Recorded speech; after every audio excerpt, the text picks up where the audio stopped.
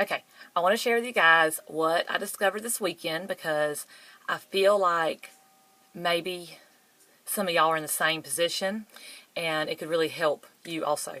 Um, you know my story if you've watched the videos before. When I became a Christian in 2007, I was on fire, sold out for God.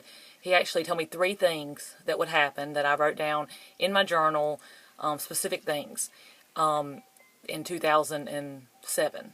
Yeah, December 6th. Anyways, 2006, 2007 when I became a Christian. In 2009, I pretty much lost my mind. I went through like a wanting to party stage and just, kind of just very selfish. Very, very, I couldn't get skinny enough. I couldn't get tan enough. I was so consumed. It was just all about me, and so it caused a lot of problems, of course, and also it caused me to really put up this wall between me and God. Like, I felt so hypocritical and wrong and guilty that that I knew him so well, and I said I would never walk away from him, and then to just get so self-involved with my own self and just very selfish, very, very selfish. And so since then, it's been very hard for me to come back to him.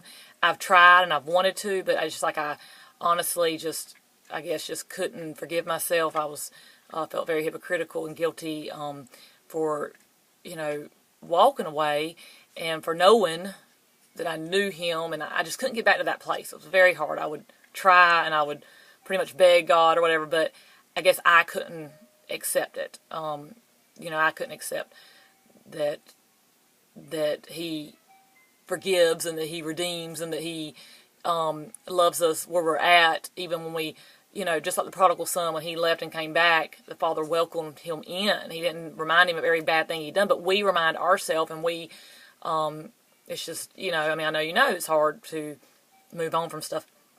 A little background is that,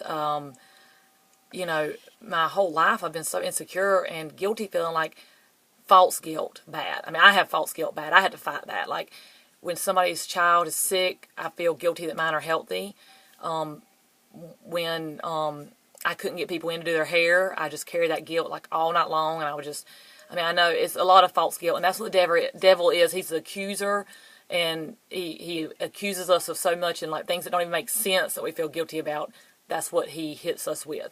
So I've been telling you guys that something shifted when my friend called me from Hawaii. Actually, she wasn't even really a friend because I didn't know her. She knew my mama, but she had a word for me straight from God, she said, and she told me, you might think you might think I'm crazy, but he really wants you to know this. When she called me in January of this year, that day, everything shifted.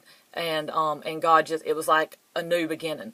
But I've been telling people this story, but I can't figure out why it shifted. Like, what made it shift? Well, this weekend, it hit me. That call was confirmation of his love for me. Now, I should know that. But it's so hard for us to accept that unconditional love. It is so hard sometimes for us to receive his grace, his mercy, his forgiveness, his love. When she called, because I had talked to him that day about the same exact matter, and she called and confirmed that, it's like it dawned on me. He knew me, he loved me, he wanted me back in his presence. Why did it take that? I don't know. God uses people all the time to talk to us. But that is what shifted for me. The Bible says is that perfect love casts out fears. And when she called that day, my fears of worrying what people think of me and worrying about walking away from him and him not accept, all them fears gone, because I knew his perfect love. And perfect love casts out insecurity. And when we're insecure, we don't really realize how much he loves us. But he does. I wish I hadn't took that phone call for me to realize it, but it did, because God does use people to work through. Whenever he can't get through straight to us, he will use somebody else.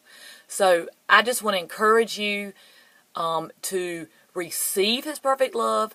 If you have something you're holding against yourself, forgive yourself. He forgives you. He forgives you. If you have repented and turned, and you want him, he forgives you completely, no question. He don't even remember. When I asked for forgiveness and repented, he didn't even remember what I would beat myself up about, because he was just like, I done settled that. Jesus on the cross was enough. Christina didn't have to put nothing else with it and keep beating myself up. That was enough. So I just want to encourage you today.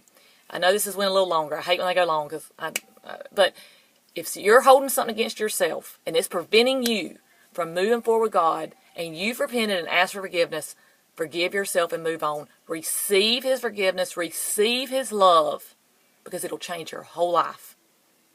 He has a purpose for each one of us. But we cannot fulfill that purpose unless we accept that love that he wants to give us, okay? I'm trying to figure out how to end these. If y'all got any ideas for me how to end these so I can kind of tie them together every time, you let me know.